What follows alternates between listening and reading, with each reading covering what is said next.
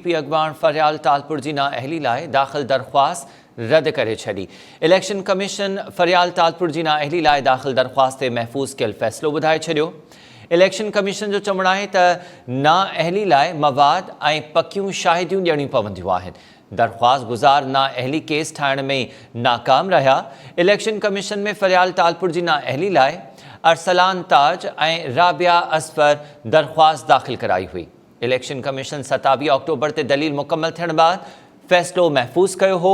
Election commission महफ़ूज़ कयल फ़ैसिलो ॿुधाए छॾियो आहे फरियाल तालपुर जी नाअहली लाइ दाख़िल दरख़्वास्त रद्द कई वई। इलेक्शन कमीशन जो चवणु आहे त नाअहली लाइ मवाद ऐं पकियूं शाहिदियूं ऐं सबूत ॾियणा पवंदा आहिनि।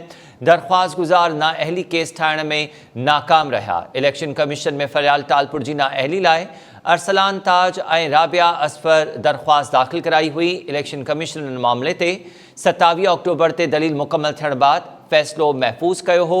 फ़ैसिलो अॼु ॿुधायो वियो आहे ऐं फरियाल तालपुर जी नाअहली लाइ दाख़िल दरख़्वास्त इलेक्शन कमीशन रद्द करे छॾी आहे।